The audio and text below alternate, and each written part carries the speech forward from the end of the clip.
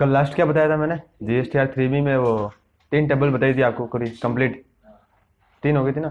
एक वो लाइबिलिटी हो गई थी, एक हो गई थी आपकी इनपुट वाली टेबल, एक वो सेकंड टेबल थी इंटरस्टेट सेल वाली, अनरजिस्टर्ड पार्टी। और जैसे आईडी लॉगिन करोगे, अब मुझे रिटर्न भरना है तो कहाँ जाऊँगा? रिटर्न डैशबोर्ड पे सीधा।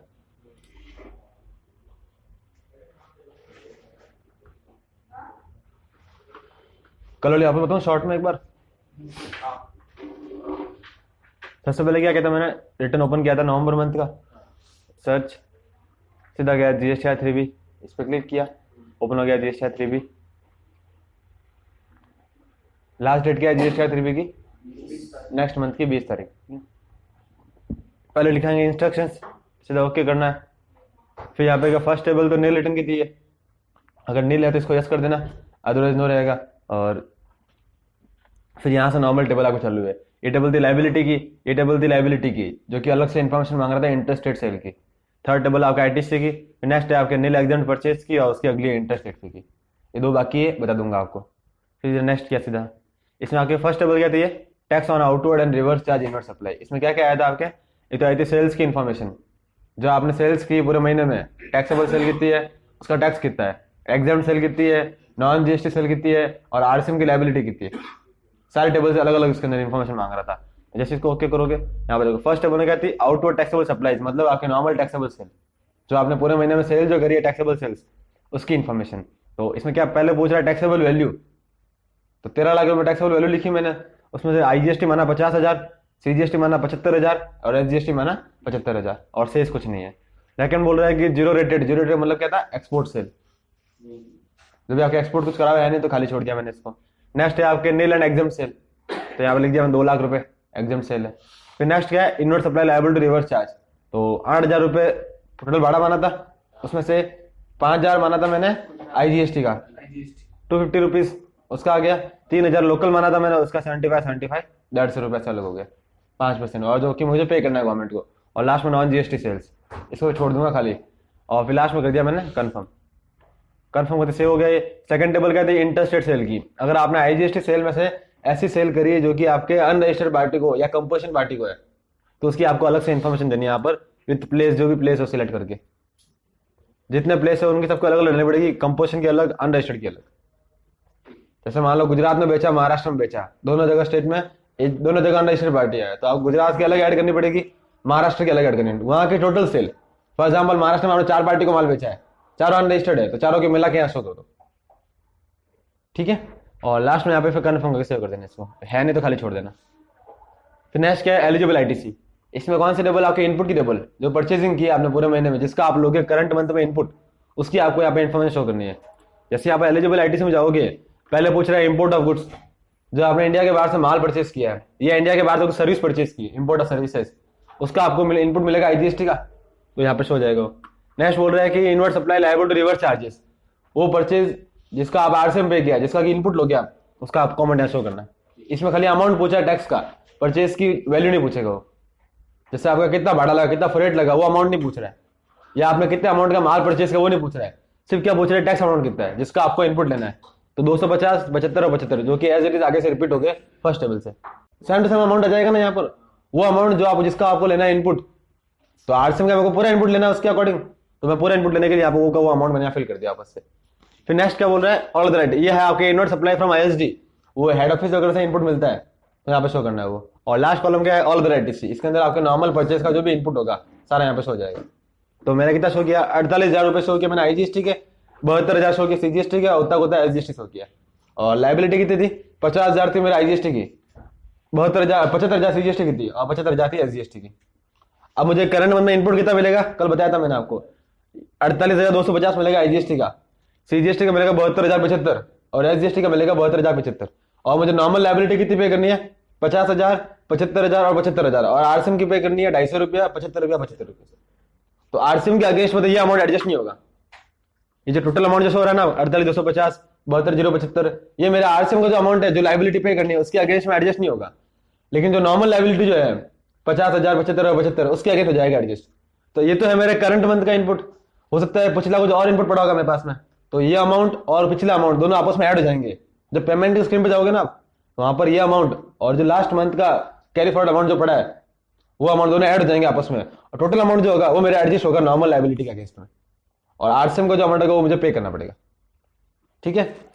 और नीचे बताया था रिवर्सल का मैंने ये कि कोई आइटम पहले टैक्सेबल था, एग्जम्प्ट हो गया या रेट कम हो गई उसकी, तो जितना कम हो गया उसका डिफरेंस आपको करना पड़ेगा रिवर्स। और इसका मैंने एग्जाम्पल दिया वॉशिंग मशीन का, इन एलिजिबल के अंदर आपने पर्सनली उसके लिए चीज खरीद ली और खरीदी बिजनेस के नाम से, तो उसको आपको दिखाना पड़ेगा अंडर इन एलिजिबल आईटीसी। ठीक है। और लास्ट में करना है कंफर्म। ये 3 टेबल होगी आपके कल जो बताई थी मैंने। फिर नेक्स्ट क्या आपके exempt nil and non GST purchase. इसमें आपको शो करना है नॉर्मली खर्चे शो करते हैं इसके अंदर, इस टेबल के अंदर नॉर्मली खर्चे शो करते हैं। मतलब कैसे कि देख लो, फॉर एग्जाम्पल मैंने नॉन जीएसटी परचेसिंग की। नॉन जीएसटी परचेसिंग क्या होगी आपके, आपने महीने भर मान लो बिजनेस चला रहे हो, आप बिजनेस रनिंग कर रहे हो, तो गाड़ी वगैरह यूज करते हो उसके अंदर, तो गाड़ी में पेट्रोल भराते हो, एक्सपेंस आपके लिए वो, तो एक्सपेंस कौन सा हो गया, नॉन जीएसटी एक्सपेंस हो गया।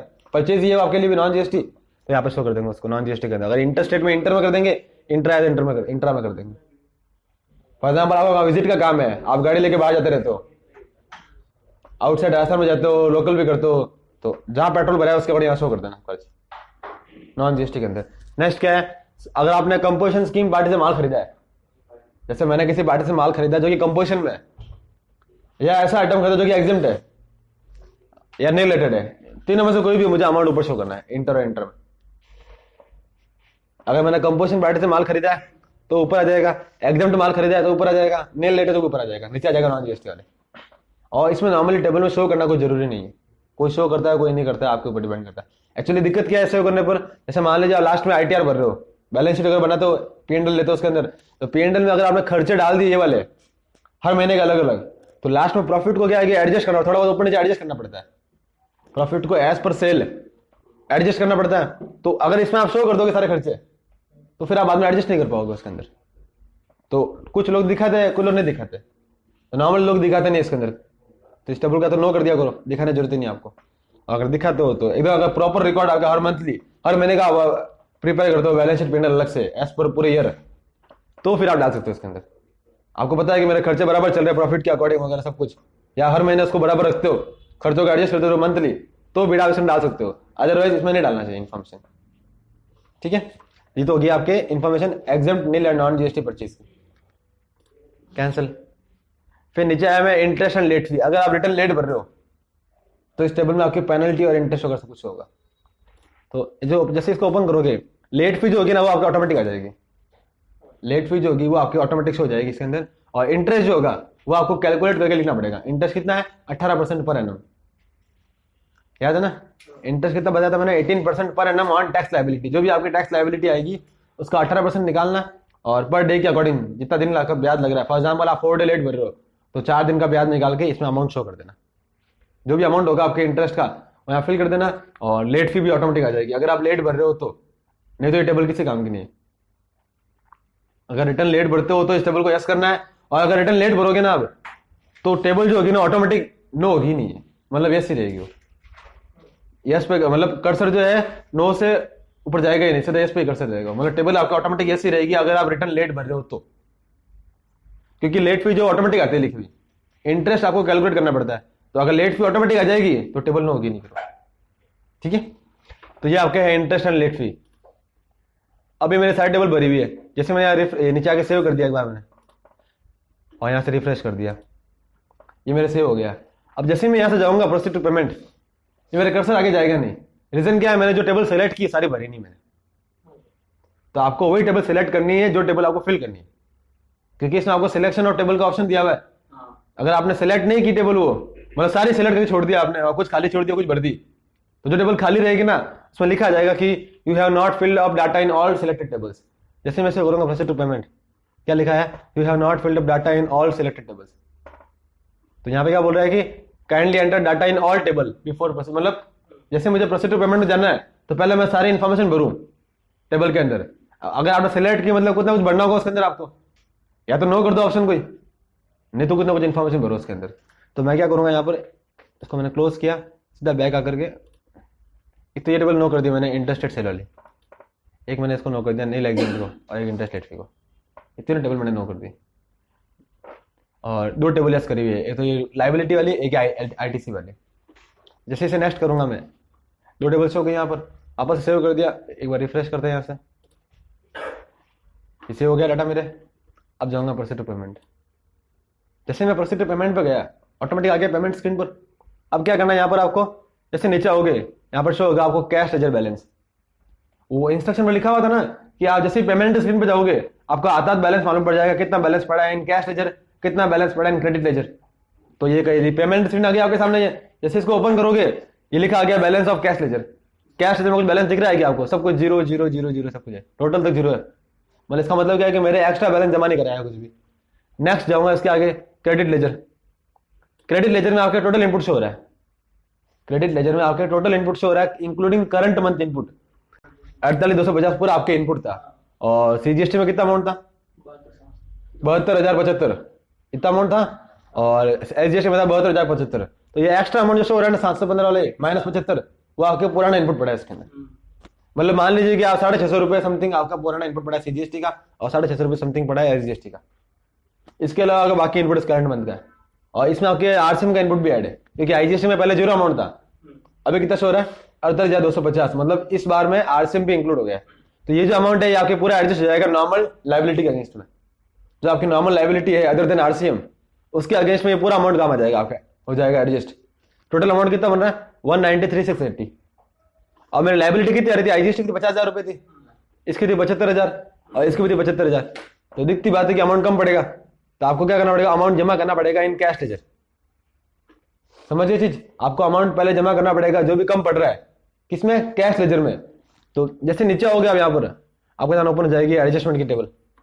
यहाँ पर शो होगी आपके लाइबिलिटी, नॉर्मल लाइबिलिटी 50,000 रुपए आईजीएसटी की, 75,000 सीजीएसटी की, 75,000 एसजीएसटी की। Other than RCM amount show हो गया पूरा। ये आरसीएम का अलग अमाउंट है 250 रुपया, 75 रुपया। यहाँ पे शो हो गया आपके नॉर्मल परचेज का अमाउंट, सॉरी सेल्स का अमाउंट, जो टैक्स अमाउंट था सेल्स का 50,000 रुपए था आईजीएसटी का, और 75 सीजीएसटी का था, 75 एसजीएसटी का था, जो कि आपके यहाँ पर शो हो गया। अब मेरे पास में इनपुट कितना पड़ा है? 48,250 आईजीएसटी का है, 72,715 सीजीएसटी का, होता एसजीएसटी का। तो आईजीएसटी का पूरा अमाउंट मैंने काम ले लिया आईजीएसटी में, कम पड़ रहा है इनपुट। तो 48,250 पूरा काम ले लिया मैंने, सीजीएसटी में पूरा काम ले लिया और एसजीएसटी में पूरा काम ले लिया। अब जो कम पड़ रहा है बैलेंस वो क्या करूंगा? पेमेंट कर दूंगा। बचे हुए अमाउंट का पेमेंट हो जाएगा। जैसे यहाँ पर आगे जाओगे आप देखो क्या लिखा हुआ, other than reverse charge tax to be paid in cash. मतलब रिवर्स चार्ज के अलावा नॉर्मल टैक्स जो कि मुझे गवर्नमेंट को पे करना है वो कितना है? यहाँ पे शो हो गया आपके 1750 रुपए आईजीएसटी का है, 2285 रुपए एसजीएसटी का है, और होता है सीजीएसटी का है। समझ आ गई चीजें? क्या क्या हुआ? ऊपर आपके जो डिफरेंस था वो लेस हो गया है लाइबिलिटी में से, और बचा हुआ अमाउंट लाइबिलिटी का एक्स्ट्रा है, उसका हो जाएगा पेमेंट आपके। यही करते हो एडजस्टमेंट। आप टैली में एंट्री पास करते हो या सॉफ्टवेयर में एंट्री पास करते हो, तो पहले क्या करते हो? जो लाइबिलिटी है क्रेडिट साइड में और जो डेबिट में इनपुट शो हो रहा है, दोनों का आपस में जनरल एंट्री पास करके एडजस्ट करते हो। तो यहां पर वही हुआ एडजस्टमेंट। ये ऊपर पड़ा मेरे पास इनपुट वाला टैक्स, नीचे पड़ा लाइबिलिटी वाला टैक्स। मैंने क्या किया? इनपुट को एडजस्ट कर दिया लाइबिलिटी के अगेंस्ट में। अगर इनपुट एक्स्ट्रा होता तो पूरा का पूरा एडजस्ट हो जाता वहां पर लाइबिलिटी, और बचा हुआ इनपुट मेरा कैरी फॉरवर्ड हो जाता। बट इनपुट ही कम है, तो जितना इनपुट है पूरा काम ले लिया मैंने यहाँ पर, और बचा हुआ अमाउंट क्या करूँ? गवर्नमेंट को मैं पेमेंट की एंट्री कर दूंगा। आप क्या, जैसे मान लीजिए आपके क्रेडिट में ज्यादा आ रहा है, डेबिट में कम आ रहा है, तो पहले डेबिट से एडजस्ट करते हो क्रेडिट को, बचा हुआ अमाउंट पेमेंट कर दे दो। तो यहाँ पर वही हो रहा है आपके, मैंने डेबिट कम पड़ रहा है, डेबिट का मैंने पूरा एडजस्ट कर दिया उसके अगेंस्ट में, और बचा हुआ अमाउंट गवर्नमेंट को पे हो जाएगा, जो कि मेरे यहाँ से हो गया 1750, 2285, 2285। यही है कि वहां पर आप एंट्री करते हो, यहाँ पर आपका अमाउंट ऑटोमेटिक हो जाएगा एज पर रूल। आप एंट्री करते हो जो यही एंट्री करते हैं इसके एडजस्टमेंट की। जैसे यहाँ पे क्या एंट्री करते हैं? आईजीएसटी डेबिट करते हैं 48,250, तो क्या करते हैं आप? क्रेडिट वाला अमाउंट डेबिट करते हैं, तो उसके अंदर लाइबिलिटी वाला और डेबिट वाला अमाउंट क्रेडिट करते हैं। इससे क्या होता है? इनपुट हो जाता है 0 और बचा हुआ अमाउंट क्रेडिट में पड़ा रहता है, उसका पेमेंट कर देता है। सेम एंट्री यही करते पास, तो यहाँ पर एडजस्टमेंट ये हो गया। फिर नेक्स्ट क्या बोल रहा है आपको? ये तो हो गया आपके नॉर्मल टैक्स का एडजस्टमेंट। उसके बाद में रिवर्स चार्ज का बाकी है अभी तक, आरसीएम अमाउंट पे करना। ये तो जो आपका अमाउंट आया 1750, 2285, 2285, ये आया नॉर्मल टैक्स की लाइबिलिटी, जो कि आपको गवर्नमेंट को पे करनी है।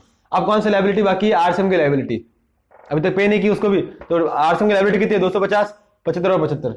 तो टोटल अमाउंट मुझे कितना अमाउंट जमा करना है? आईजीएसटी का जमा करना है 1750 प्लस 250, जो कि मुझे गवर्नमेंट को पे करना है विथ आरसीएम पूरा। तो ये कितना हो गया? 2000 रुपये हो गए वो।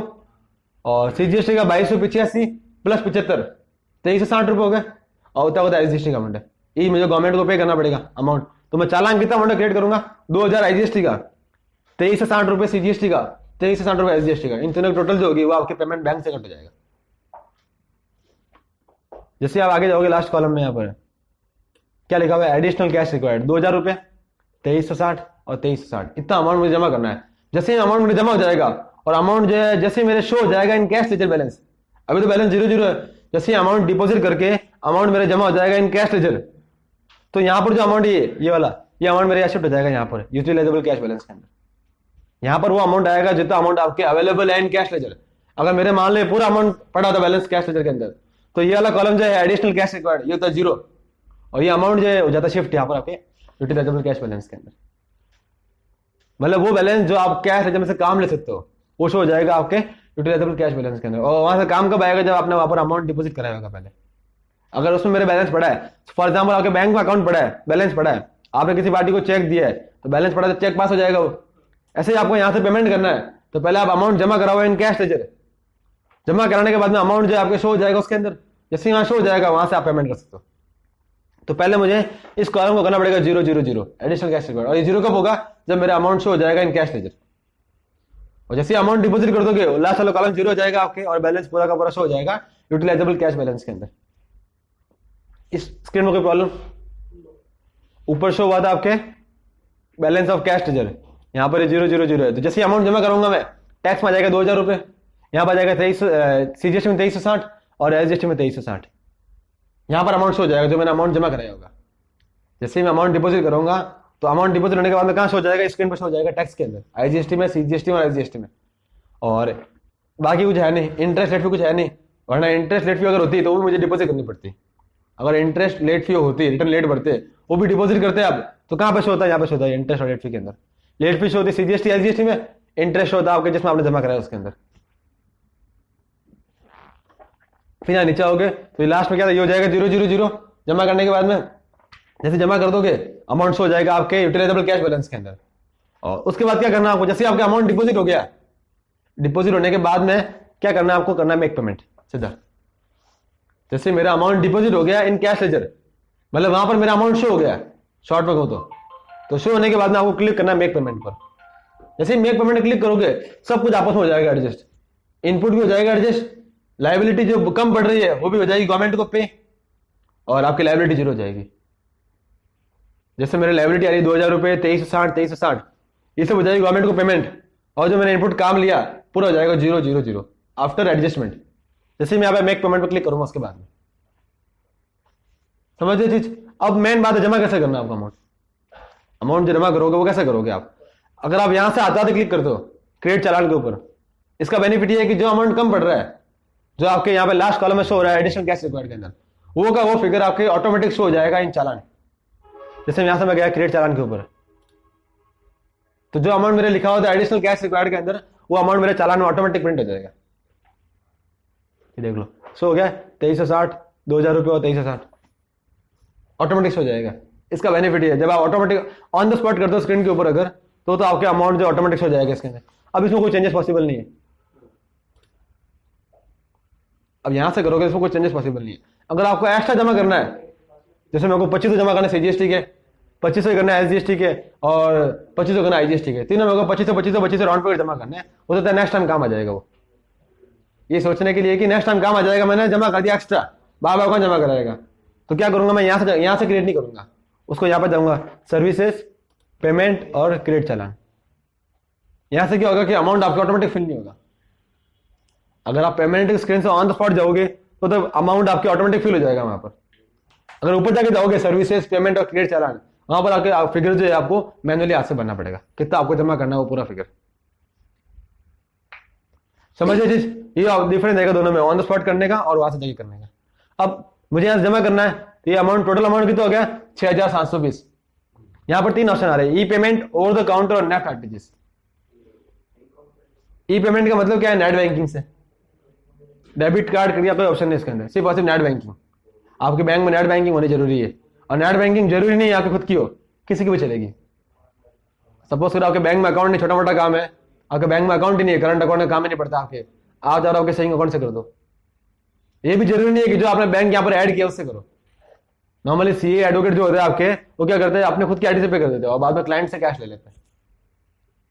और कुछ कुछ क्लाइंट होते हैं जो अपने नेट बैंकिंग रखते हैं तो खुद ही आता थे पेमेंट कर देते हो ऑन द स्पॉट ही। सबसे फास्टेस्ट मोड रहेगा ई पेमेंट का आपके, इसमें कहीं जाना नहीं पड़ेगा आपको, यहाँ पर बैठे बैठे अपना अकाउंट से आप पेमेंट कर सकते हो और हाथों हाथ पेमेंट शो हो जाएगा विद इन सेकेंड। जैसे ही वहां से ओके हो गया, पेमेंट कट हो गया, आपके यहाँ शो हो गया, इतना फास्ट है ये। सेकंड ऑप्शन है over the counter. Over the counter में क्या होगा, आपको इसका प्रिंट आउट निकालना पड़ेगा। चालान का प्रिंट आउट निकाल दोगे तो इसमें दो ऑप्शन आएंगे कि ओवर द काउंटर में आपको चेक देना है या कैश देना है। जैसे आपने प्रिंट आउट निकाल दिया, वो उसमें चेक और कैश का ऑप्शन सेलेक्ट कर लो और बैंक में जाओ, बैंक में जाकर के वो चालान जमा करा दो काउंटर पे। अगर कैश है तो कैश से जमा करा दो, चेक है चेक है जमा करा दो। चेक से क्या होगा, आपके अकाउंट में पैसा कट हो जाएगा। वो थोड़ा स्लोएस्ट मोड है, मतलब 5-6 घंटे लगते हैं मान लो जो भी ऐसे। और उसके बाद में ऑप्शन है नेफ्ट आरटीजीएस का। तो इसमें कुछ नहीं करना, आपको चालान का प्रिंट आउट निकालना है और नेफ्ट का चेक बनाना है। ऑनलाइन नेफ्ट नहीं होगी इसके अंदर, आपके चेक बनेगा नेफ्ट का और आरटीजीएस का, अगर बड़ा अमाउंट 2 लाख से ऊपर है तो। और उसका चालान का प्रिंट आउट निकाल के बैंक में ले जाओ और बैंक वाला आपके विद इन 1 to आधा घंटा 1 घंटे के अंदर आपके अकाउंट से पैसा ट्रांसफर कर देंगे। साथ में चालान जरूरी है और चेक जरूरी है। चेक पे नेफ्ट का होना चाहिए या आरटीजीएस का होना चाहिए। और ओवर द काउंटर में वो बेनिफिशियरी का नाम लिखा जाएगा, जो इसमें बेनिफिशियरी होगा रिजर्व बैंक ऑफ इंडिया का, उसका नाम लिखा जाएगा। चालान पे लिखी होगी इन्फॉर्मेशन के बेनिफिशियरी कौन है, उसका नाम लिख के आप चालान बैंक में दे देना, तो आपके अकाउंट से ऑटोमेटिक पैसा कट होकर के आपके यहाँ से हो जाएगा थोड़ी देर से। और सबसे फास्टेस्ट ई पेमेंट, इसमें कहीं जाना नहीं पड़ेगा आपको, आपके अकाउंट में पैसा आना चाहिए बस। यहाँ बैठे बैठे आपके नेट बैंकिंग के थ्रू आपका पैसा कट हो जाएगा। समझिए चीज, कोई प्रॉब्लम इसके अंदर? ये आपके तीनों ऑप्शन है चालान क्रिएट करने के। तो 3 ऑप्शन है पेमेंट करने के। सबसे बेस्ट तरीका, सबसे ज्यादा यूज लेने वाला कौन सा, ई पेमेंट है। बट कुछ कुछ बिजनेसमैन है जो कि नेफ्ट का काम लेते हैं, नेफ्ट और आरटीजीएस का, ठीक है। क्योंकि वो जैसे मान लीजिए कोई बिजनेसमैन है तो खुद को आता नहीं काम करना है, नेट बैंकिंग चलानी खुद को आती नहीं है, वो क्या करेगा, नेफ्ट का ही काम लेगा। वो अपनी आईडी पासवर्ड किसी देगा नहीं, नेट बैंकिंग वगैरह के तो या बैंक के, तो वो नेफ्ट का ही काम लेता है फिर नॉर्मली। वो सोचता है कौन झंझट पाले लेती है, क्योंकि आजकल बहुत गपले हो रहे हैं, वो लोग नेट बैंकिंग से कुछ भी कर लेते हैं, पासवर्ड को यहाँ से वहाँ यूज कर लेते हैं। तो लोग क्या, बिजनेसमैन नॉर्मली अपने आईडी पासवर्ड देता नहीं किसी को, वो क्या करता है, चेक का सिस्टम रहता है नॉर्मली, उसको सब कुछ आता है, फिर भी वो चेक का सिस्टम रखेगा। तो ये तरीका रहेगा आपके 3 ऑप्शन यूज करने का। इसमें जो ऑप्शन जवाब काम लेते, जैसे मान लीजिए ई पेमेंट काम लिया मैंने और मैं करूँगा जनरेट चालान, चालान जनरेट करते मेरे ये चालान प्रिंट हो जाएगा, ये मेरे चालान है। कोई भी ऑप्शन लोगे ना आप, तीनों में से चालान अच्छी आएगा आपके। फिर उस ऑप्शन में मोड ऑफ पेमेंट जो लिखा हुआ है चेंज जाएगा, यहाँ पर लिखा हुआ ई पेमेंट, उसमें जाएगा ओवर द काउंटर, और थर्ड में जाएगा नेफ्ट या आरटीजीएस। और फिर नीचे आओगे आपके देखो ये सब कुछ लिखा आ गया, ये मेरे रजिस्टर में लिखा आ गया, मोबाइल नंबर एड्रेस सब कुछ लिखा हुआ गया। यहाँ पर लिखा आ गया इन्फॉर्मेशन ऑफ अमाउंट, किसका अमाउंट है, पेनल्टी का है, इंटरेस्ट का है, टैक्स का जो भी है। और नीचे आ गया कौन से बैंक से करना है आपको, प्रीफर्ड बैंक, मतलब जो मेरे बैंक ऐड करी होगी इसके अंदर, जो मैंने मेरी बैंक ऐड कर रखी है वो बैंक, प्रीफर्ड बैंक का मतलब ये है। और नेट बैंकिंग में सारे बैंक से हो जाएगी आपको, जो बैंक से आपको पेमेंट करना कर सकते हो। जैसे आप क्लिक करोगे बैंक के ऊपर और टर्म्स एंड कंडीशन यस करोगे, आगे जाकर ओपन हो जाएगी बैंक की। जैसे मेक पेमेंट करोगे, जैसे मान लीजिए मैंने सिलेक्ट किया बैंक ऑफ बड़ौदा और ये राइट क्लिक किया टर्म्स एंड कंडीशन पे, मेक पेमेंट करते हैं मेरे सामने ओपन हो जाएगी बैंक ऑफ बड़ौदा की साइट। फिर वहां पर जाकर आपको यूजर आईडी और पासवर्ड डालने, आपके जो भी आईडी पासवर्ड नेट बैंकिंग के वो डालते ही आपके पेमेंट वहां से सक्सेसफुली हो जाएगा कंफर्म। और जैसे वहां से कंफर्म हो गया, आप ऑटोमेटिक आ जाओगे वापस से जीएसटी पोर्टल पर। अभी जाओगे यहाँ से बैंक की साइट पर, जैसे ही वहां से पेमेंट कंफर्म हो गया आपके, वापस बैक आ जाओगे ऑनलाइन पोर्टल के ऊपर। कौन से स्क्रीन पर, पेमेंट स्क्रीन पर। फिर वहां पर क्या होगा, आपको जो लास्ट कॉलम जो था एडिशनल कैश रिक्वायर्ड वो हो जाएगा 0 और बैलेंस शो हो जाएगा इन कैश लेजर, और वो का वो फिगर आ जाएगा आपके यूटिलाइजेबल कैश बैलेंस के अंदर। फिर वहां से आपको क्या करना है, आपको मेक पेमेंट क्लिक करना है। मेक पेमेंट करते ही आपका पूरा पेमेंट कंफर्म हो जाएगा।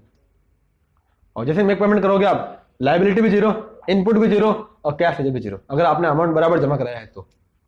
और मान लीजिए आपका इनपुट पड़ा है पुराना, एक्स्ट्रा ज्यादा ही है, तो पेमेंट जमा कराओगे नहीं कराओगे अभी। सपोज कीजिए कि आपका इनपुट पड़ा है एक्स्ट्रा, इस कंडीशन के अकॉर्डिंग मुझे बताना, आपका इनपुट एक्स्ट्रा पड़ा है बहुत। जैसे आपकी लायबिलिटी 50,000 रुपए थी, मान लीजिए इनपुट पड़ा 55,000 का, आईजीएसटी की सीजीएसटी लायबिलिटी 75,000 थी, मान लीजिए पड़ा 78,000 का, उतना उतना आईजीएसटी पड़ा है। अब मुझे बताइए कि मेरे को अमाउंट डिपॉजिट करना पड़ेगा नहीं करना पड़ेगा, और कौन सा अमाउंट, 800 का अमाउंट जमा करना पड़ेगा आपको।